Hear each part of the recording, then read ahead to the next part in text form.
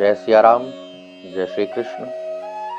आप समस्त वैष्णव हरिभक्त जनों का सादर स्वागत है। आज की परिचर्चा में विगत दिवसों से जो चर्चा चल रही है श्री दत्तात्रेय भगवान के गुरु, शिक्षा गुरु, 24 शिक्षा गुरु, उसी क्रम में आज छठे गुरु की चर्चा का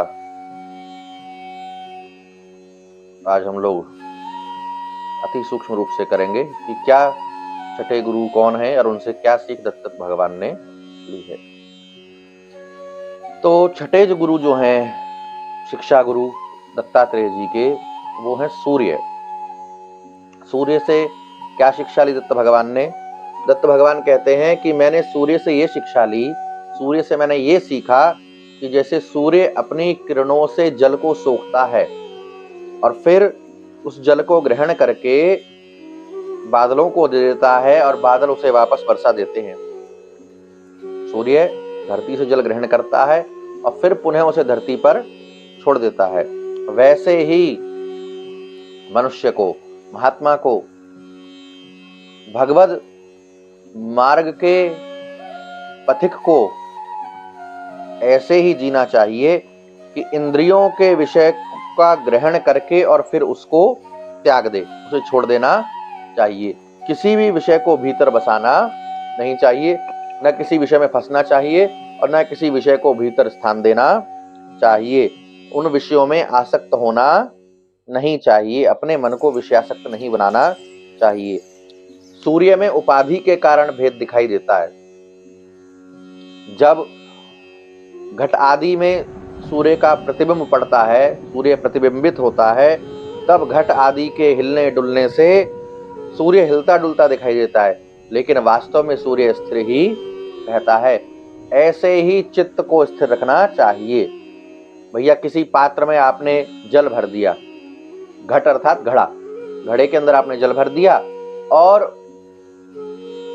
उसके भीतर सूर्य का प्रतिबिंब पड़ने लगा, सूरज की परछाई उसमें पड़ी, सूर्य उसमें दिखाई देने लगा, प्रतिबिंब उसका दिखने लगा और घड़ा अगर हिला तो लगेगा कि जैसे सूर्य भी घड़े के साथ हिल रहा है, लेकिन सूर्य नहीं हिल रहा, घट हिल रहा है। घट के हिलने के कारण वो जो प्रतिबिंब है वो हिलता हुआ आभासित हो रहा है। वास्तव में सूर्य में कोई हिलना डुलना, कोई क्रिया नहीं हो रही।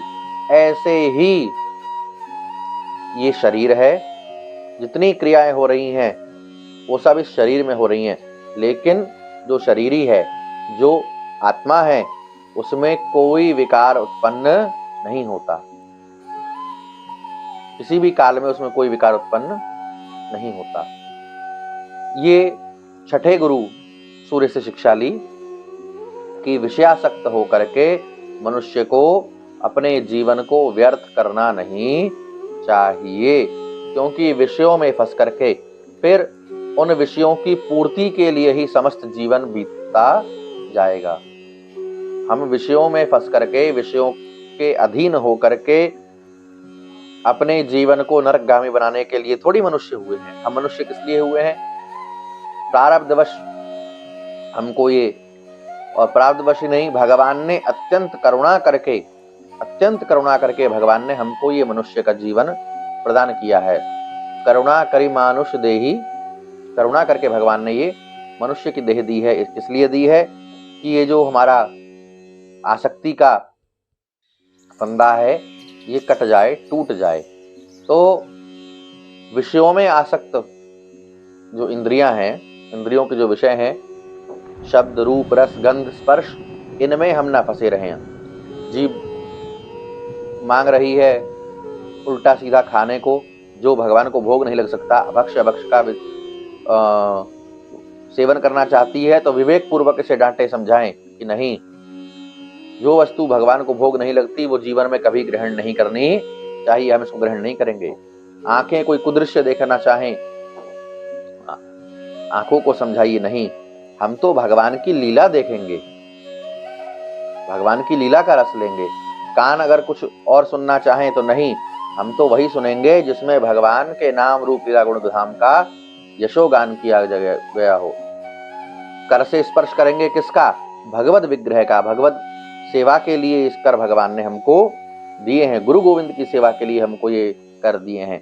तो विषयासक्त ना हो करके, विषयोन्मुख ना हो करके, गोविंदोन्मुख होने के लिए हमको ये शरीर भगवान ने दिया है। तो हम विषयों में आसक्त ना हो करके गोविंदोन्मुख हो जाएं, विषयोन्मुख ना होकर गोविंदोन्मुख भगवद शरणागति ग्रहण करें, गुरु गोविंद की शरण ग्रहण करें और अपने इस मनुष्य जीवन को सफल बनावे। ये सूर्य से शिक्षा भगवान दत्तात्रेय ने लेकर के हम सब मनुष्यों का कल्याण करने के लिए हमको प्रदान करी है। ये सूर्य की शिक्षा है। आज नवरात्रि का 7वां दिवस है और कालरात्रि की आज के दिन उपासना की जाती है। भगवती कालरात्रि सब आसुरी शक्तियों को, तमस को समाप्त करके और तमसो मां ज्योतिर्गमा मृत्युर्मा अमृतम गमय, तमस को समाप्त करके आपको सत्व प्रदान करें और भगवती की कृपा से आपके गुरु गोविंद में निष्ठा और प्रीति बढ़ती रहे, ऐसी मंगल कामना। कल पुनः फिर दत्तात्रेय भगवान के 7वें गुरु की चर्चा हम लोग करेंगे। आप अपने जिज्ञासा को, अपने प्रश्न को कमेंट में लिख करके बतावें, उसका भी समाधान किया जाएगा। गुरु गोविंद की कृपा से शास्त्रीय समाधान किया जाएगा। जय सिया राम, जय श्री कृष्ण।